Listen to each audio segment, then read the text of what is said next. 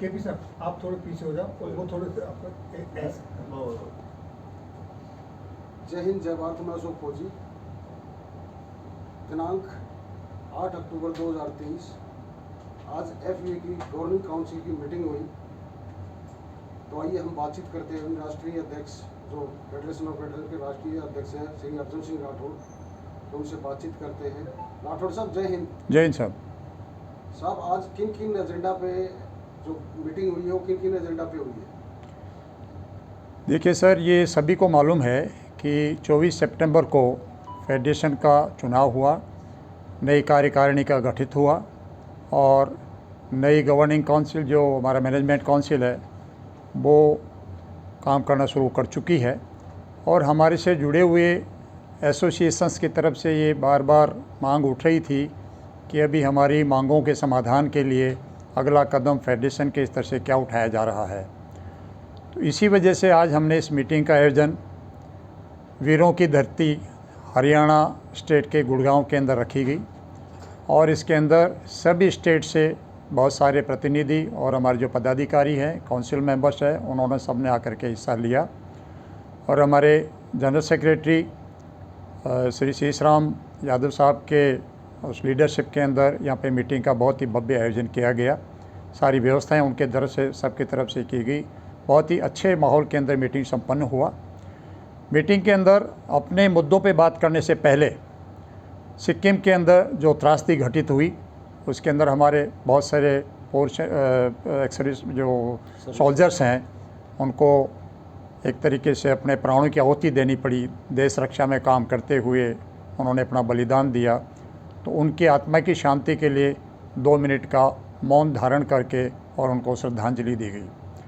उसके बाद में जैसा कि हमने हमारे फेडरेशन से जुड़े हुए एफिलिएटेड एसोसिएशन से सुझाव मांगे थे, एजेंडा पॉइंट्स मांगे थे, एक एक करके उनके ऊपर विचार मंथन हुआ और उनके ऊपर निर्णय लेकर के प्रस्ताव पारित किए गए, जिनके अंदर मुख्य रूप से ये रहा कि इतने दिनों तक एक एडो कमेटी थी, अभी एक इलेक्टेड टीम काम कर रही है और लोगों को हमसे बहुत सारी उम्मीदें भी बंधी हुई हैं। उनकी उम्मीदों पर खरा उतरने के लिए, उनके विश्वास को कायम रखने के लिए बहुत सारे ऐसे निर्णय आज की गवर्निंग काउंसिल, मैनेजमेंट काउंसिल द्वारा लिए गए हैं जो निकट भविष्य के अंदर धरातल के ऊपर भी सभी को नज़र आएंगे। इसके अंदर मुख्य रूप से, क्योंकि बहुत लंबे समय से आंदोलन बहुत सारी संस्थाएं कर रही हैं, कोई किस तरीके से कर रहा है, कोई किस तरह से कर रहा है, हर संस्था लड़ रही है पूर्व सैनिकों की आरोपी की विसंगतियों को दूर कराने के लिए और जो दूसरे डिस्क्रिमिनेशंस मैटर्स हैं उनको रिजॉल्व करवाने के लिए। डेफिनेटली कोई भी संस्था अपने हिसाब से कमी नहीं छोड़ रही है। फेडरेशन आज की तारीख के अंदर बहुत ही एक ताकतवर मंच और सैनिकों के संगठनों का है और आज की तारीख में 157 एसोसिएशंस हमारे साथ में एफिलिएट हो चुके हैं। अगर इन एसोसिएशन के मेंबर्स की गणना करने बैठेंगे तो एक बहुत ही बड़ा आंकड़ा पूर्व सैनिकों का इसमें शामिल हो चुका है। डेफिनेटली सारे ही संगठन एक नोबल काज के लिए संघर्षरत हैं और इसके अंदर एक सबसे बड़ा निर्णय जो आज हुआ, हालांकि इसके ऊपर पहले भी विचार पारित हो चुका था। 17 सितंबर 2023 को जब कठुआ के अंदर मीटिंग हुआ था उसमें भी एक प्रस्ताव पारित हुआ था कि आम सहमति से समान नीतियों वाले जितने भी संगठन उनको सभी को एक मंच पर आना होगा, क्योंकि इतने लंबे समय के आंदोलन के बावजूद भी ये देखने में आ रहा है कि सरकार संज्ञान लेने के लिए आगे नहीं आ रही है। और बहुत सारे हमारे जो बुद्धिजीवी पूर्व सैनिक हैं उनकी तरफ से भी इस प्रकार का फेडरेशन के लिए संदेश आ रहा था कि भाई सभी एक मंच पे आओ, जिससे जल्दी से जल्दी सरकार हमारी मांगों पे संज्ञान ले और उनका समाधान किया जा सके। तो इस विषय के अंदर फेडरेशन ने एक कदम आगे लेते हुए, क्योंकि आज देखा जाए तो हम ये कह सकते हैं कि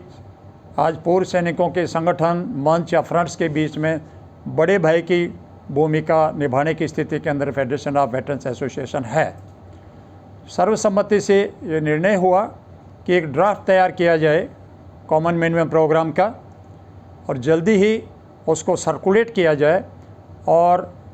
सबसे रिक्वेस्ट किया जाए जो भी स्टेक होल्डर्स हैं ग्राउंड के अंदर, आज बहुत सारे संगठन जैसे मैंने पहले भी बताया कि बहुत ही मेहनत के साथ में लगे हुए हैं,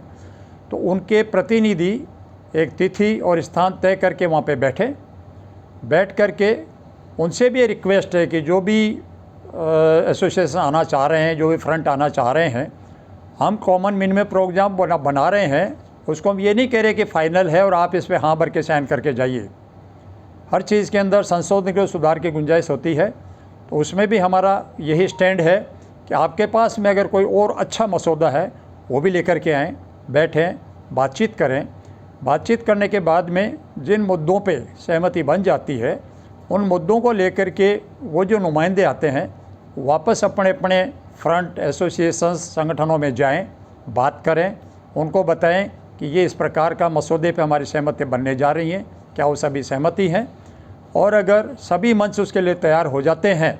तो पुनः फिर एक तिथि निर्धारित करके सभी स्टेक होल्डर्स को मिलना चाहिए, मिल करके जो भी कंसोलिडेटेड कॉमन मिनिमम प्रोग्राम होता है उस पर साइन करें। उसमें हमारा मेन जो फोकस है वो ये है कि जब एक बार कॉमन मिनिमम प्रोग्राम पे सहमति बन गया तो उसके बाद में जो भी कॉल है, रैली है, धरना है या कोई और भी कदम है, वो किसी भी एक मंच के नाम से नहीं होगा, वो संयुक्त नाम से ही कॉल दी जाएगी और उसके अंदर सभी लोग उसके अंदर बराबर की प्रतिभागिता निभाएंगे, हर तरीके की, चाहे वो संख्या बल के मामले में हो, चाहे वो व्यवस्था के मामले में हो। और जब इस प्रकार का कोई भी दिया हुआ कॉल या जो आंदोलन का चरण है वो संपन्न